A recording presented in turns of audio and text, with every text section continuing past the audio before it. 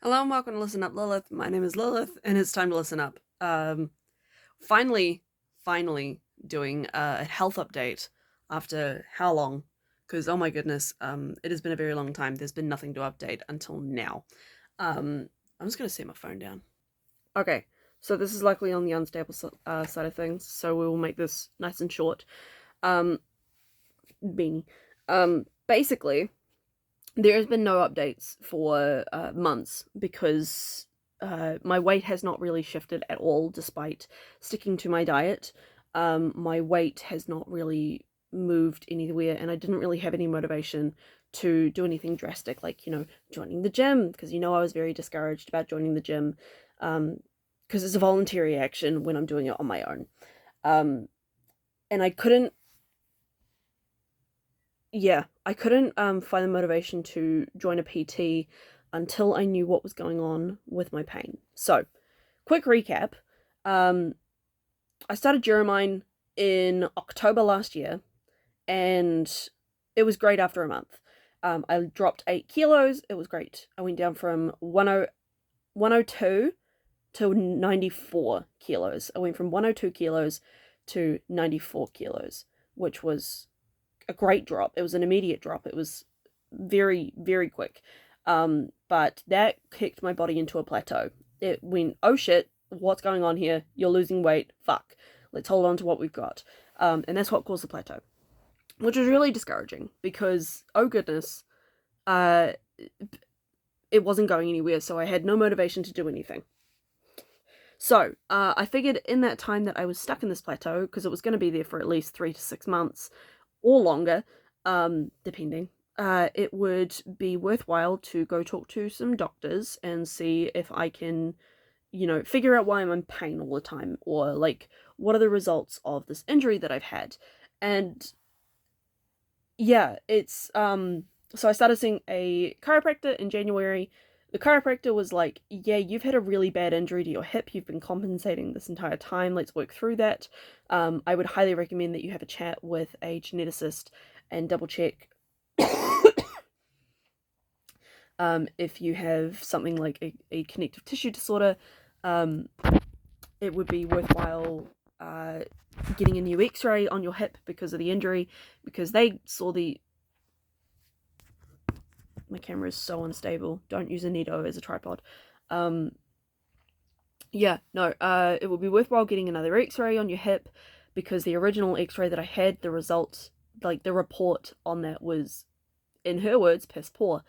From there, I had the extra x-ray, I had the full report come back and everything was much more clear, and, the person actually took the time to read it, which was great.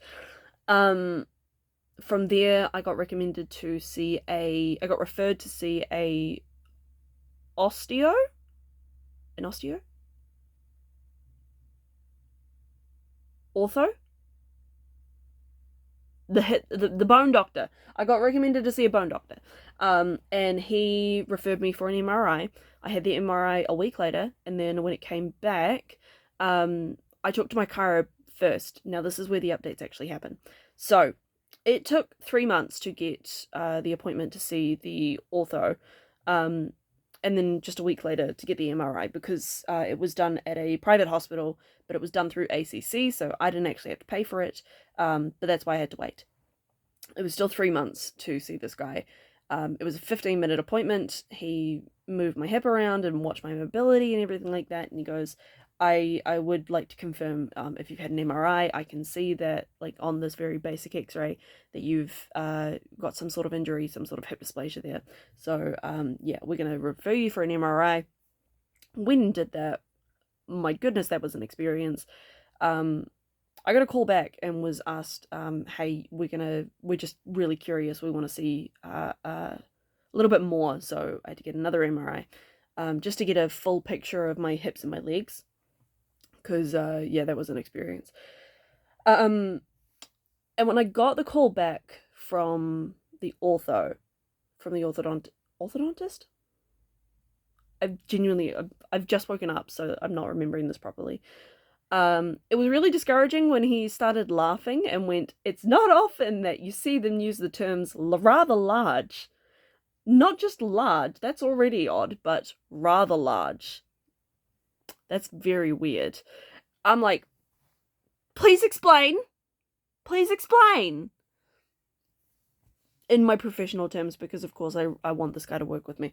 Yeah, no, he explained that the tear that I had reaches from like quite a wide range. Like it goes from closer to inside of the groin to the outside of my hip, so like closer to my butt. It's quite a large tear, so it goes from degrees 32 to 39. I have no idea what that means, but that is 7 degrees of tear, and I'm concerned about that. That is wow, that is interesting. So what he did there, he sent a letter off to a specialist in Wellington who does arthroscopies, which is will be a surgery, a keyhole surgery to fix the labrum tear.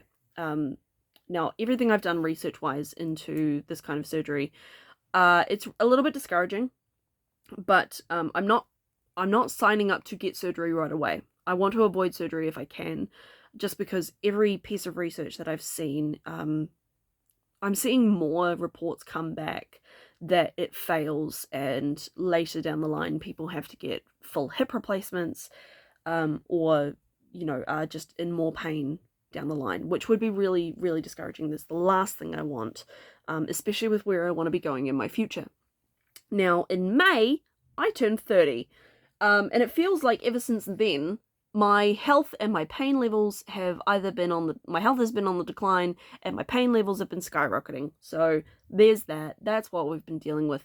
But my motivation to get fit, to get to a level where I can have some stamina and not be in pain every time that I'm climbing the damn stairs, is that I'm chasing my future. My cosplay's always been my main goal, but I am pursuing my music, and I'm doing a little, I say a little, I'm doing an artist intensive course with Mad Gallagher, who is helping myself and an intimate group of people to build our musical identities and build who we want to be, and take that next step into the industry, into like take our music to the next level and actually do something with it.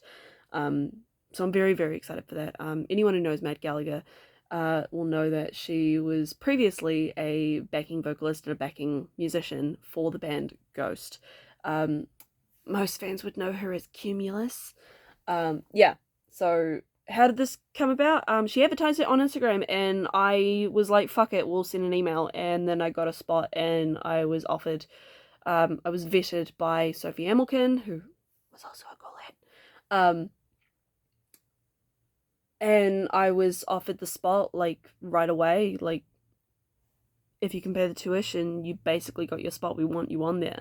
And I've had a couple of sessions with her so far, and it's really encouraging, really exciting, and I really feel like I can actually do something with my music. But to be able to do that, I need to get on top of my physical health. I need to get on top of the pain that I'm in. I need to get on top of those pain levels. I need to make sure that any future, like, if I'm on stage and I'm moving around, I don't want to hurt myself even further, which is a high possibility if I am reckless and if I'm careless. I need to not do that, basically. I need a plan. I need to take care of myself, especially because I'm getting older. I need to take care of my body if I want to keep it. I like my body. Well, I don't like my body, but yeah. But, yeah, by doing that, for one, I had the motivation. That was the first motivation to, get fit, get back into the gym. No. The other motivation came from the MRI, because in New Zealand now, if you get any imaging, any X-rays, any kind of imaging through Pacific Radiology and their family, like there's the whole parent family of that, you can access My Imaging. It's a portal called My Imaging, where you can access every single X-ray and the report that you've had done through them. Now, Pacific Radiology and their family are like the main radiologists around New Zealand, sorry. So if you don't get it done through the hospital, like through your local hospitals, if it's Pacific Radiology run, like it was at Wakefield. I was at Wakefield Hospital. then you can access your reports, you can access your images, you can access what the doctors have found, and if you need to, you can send that on to future doctors that you see, just in case, or take it with you to a physio or a thing like that. This is not sponsored, by the way. This is just a magic thing that I feel like everyone should know about. Yeah, no, by doing that, I could access my images, and then getting the MRI results back, I realized that I look like Alien Mochi. I look like Alien Mochi. I don't want to look like Alien Mochi anymore. I don't want to look like that anymore. That is a lot of fucking disgusting fat. I don't want that anymore. So, that is the goal to get rid of. So we're not doing that anymore. We don't want that no more. Yeah.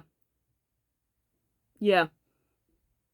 So, I've started seeing a PT who can help me be accountable, as well as can help me with the injuries that I've had, and with whatever physio plan that I get given through either my chiro or my physio, and we can work together to, you know, make me not in pain.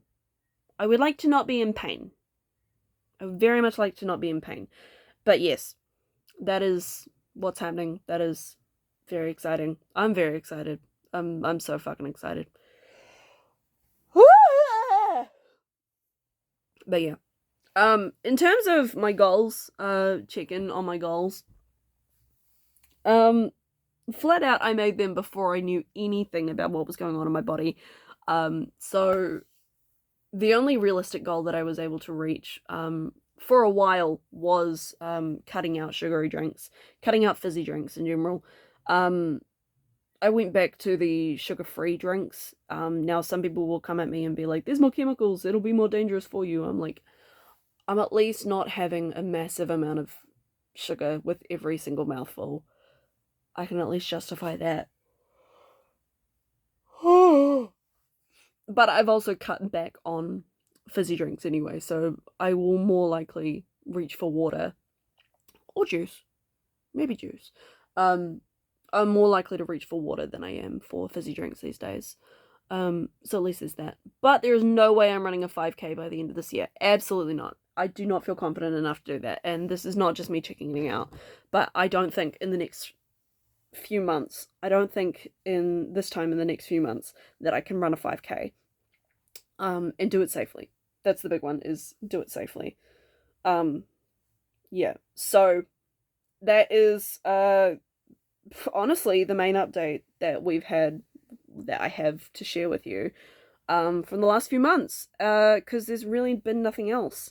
Honestly, like, my weight has not changed, as you can kind of tell. I'm still at 95 kilos. I have been bouncing around 95 kilos this entire time.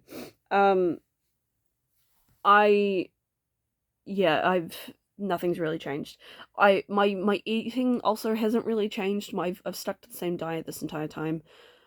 But yeah, it's tricky and it's discouraging and it's going to be very expensive, but it's hopefully this will be worth it, and this will lead to good future. Yeah. I'm nowhere near the goals that I wanted to be, and I just kind of have to accept that my body chemistry kind of freaked out and went, no. Yeah, but I'm still working towards a better goal. I'm still working towards a goal that I want, and a healthier lifestyle. So at least I'm doing something. At least I'm able to do something. So yeah. Okay. I'm gonna go have a coffee and start my day. So yes. Rock on. Have fun. Keep going. I don't know how to end this video, but yeah, thanks for listening. Okay, I'll talk to you later. Bye.